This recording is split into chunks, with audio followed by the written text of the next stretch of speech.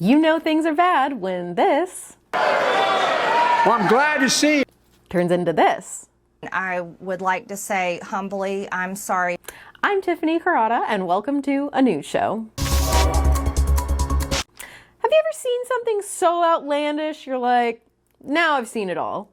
Well, Marjorie Taylor Greene went on CNN's State of the Union. We have seen these kinds of attacks or criticism from the president at other people. It's not new. And with respect, I haven't heard you speak out about it until it was directed at you.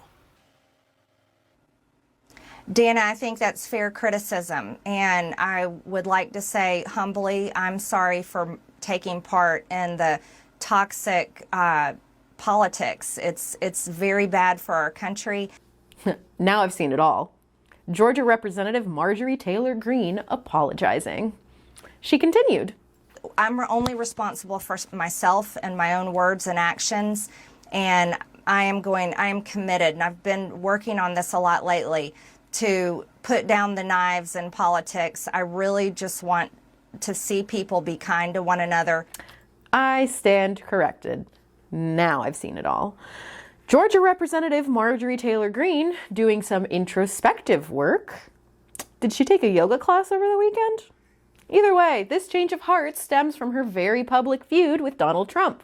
It's the political breakup heard round the world. President Trump severing ties with at least one of his closest allies, declaring, I am withdrawing my support and endorsement of Congresswoman Marjorie Taylor Greene, even calling for primary challenges against his one-time loyalists and attacking her as, quote, wacky, a ranting lunatic, a rhino, and a traitor. What do you think happened? What do you think is the reason for this? Unfortunately, it has all come down to the Epstein files, and that is shocking. Is it though? I mean,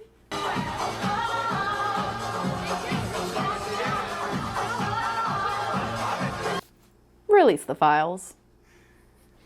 Elsewhere in the news, Vice President J.D. Vance went on Fox's Sean Hannity to discuss the housing crisis.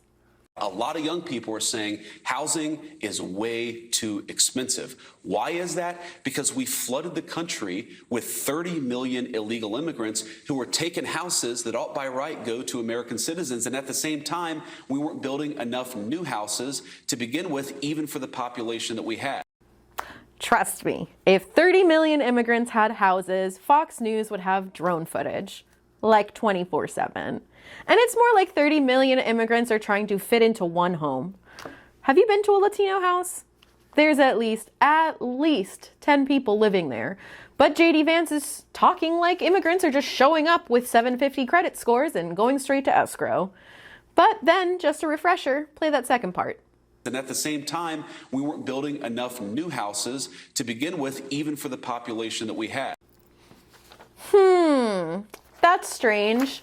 If we didn't have enough houses, how did they take something that isn't there? If the real problem is we weren't building enough homes, then the cause is supply, meaning housing would be expensive even if zero immigrants showed up. Low supply raises prices no matter who lives in the country. But if the real problem is immigrants are taking houses, then the issue is demand. That argument assumes there are enough homes, but immigrants showed up and grabbed them. He's arguing both at the same time. He's saying there aren't enough houses and immigrants took the houses we don't have. Those two claims contradict each other because one blames lack of construction, one blames immigration. Both can't be the primary cause simultaneously. When you put them together, it becomes a circle, and it sounds like this.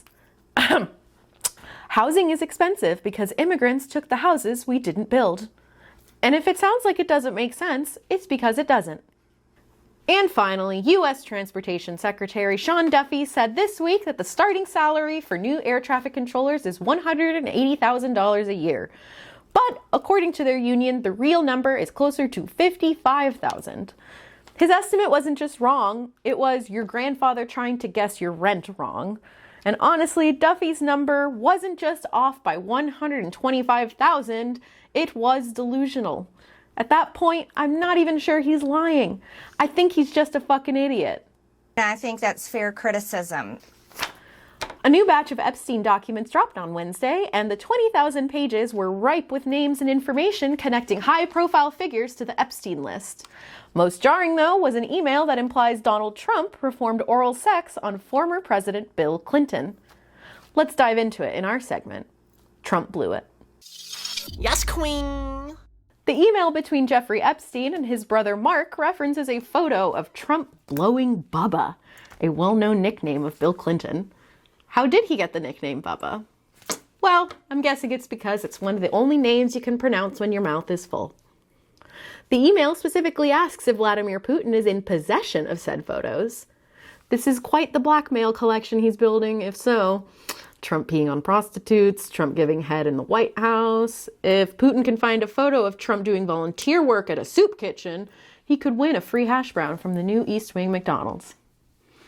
The emails have caused mixed reactions from Trump supporters. Some are standing their ground, saying they're proud to have a leader that's full of spunk, even if the spunk belonged to Bubba. Others are appalled, saying that they regret their vote now. You know, if you wanted a president that hasn't sucked Bill Clinton's dick, you should have voted for Hillary. But Epstein's brother released a statement saying the Bubba mentioned in the email about Trump doing mouth stuff to a guy named Bubba is not referring to Bill Clinton. Clinton had to be sitting at home like, please don't be me. Please don't be me. Oh, thank God. Because Bill Clinton is no stranger to a BJ controversy. Surely we remember the Monica Lewinsky scandal in 1998 when a White House intern ended up with her blue dress covered in Bubba gunk. But there's one thing that separates this batch of emails from previous ones. They're pretty funny. Like Epstein's brother Mark really cracked this joke, and I quote, "You and your boy Donnie can make a remake of the movie Get Hard." Bottom line, if Trump was doing mouth stuff to Bubba, the important word here isn't Bubba. It's Trump and mouth stuff. Clinton might not be the Bubba in question, but folks, someone was. And now the GOP is going to defend this homosexual accusation, or they're going to be forced to go along with the cover-up. Either way, Trump blew it.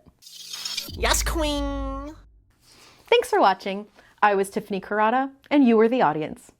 Feel free to like, subscribe, or comment. And now I leave you with tonight's mic drop moment.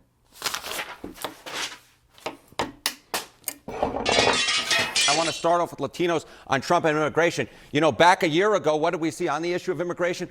Latino voters trusted Kamala Harris more than Donald Trump, but by just 2 points. 1, 2. Look now at Donald Trump's net approval rating on immigration among Latinos. He is 38 points underwater. That is a 36-point shift, essentially, from where we were a year ago on immigration. Kamala Harris and Donald Trump are basically tied on the issue of immigration. And now on the issue of immigration, Latinos despise, hate Donald Trump. 38 points underwater. In their mind, he is doing something absolutely wrong when it comes to immigration. What about the Latino vote overall? What about the Latino vote overall? All right, how do Latinos feel about Donald Trump overall? Let's take a look here. This, I think, sort of gives the game away. Goodness. Yeah, oh my goodness. I mean, that is the phrase of the day. Is it though? I mean, release the files.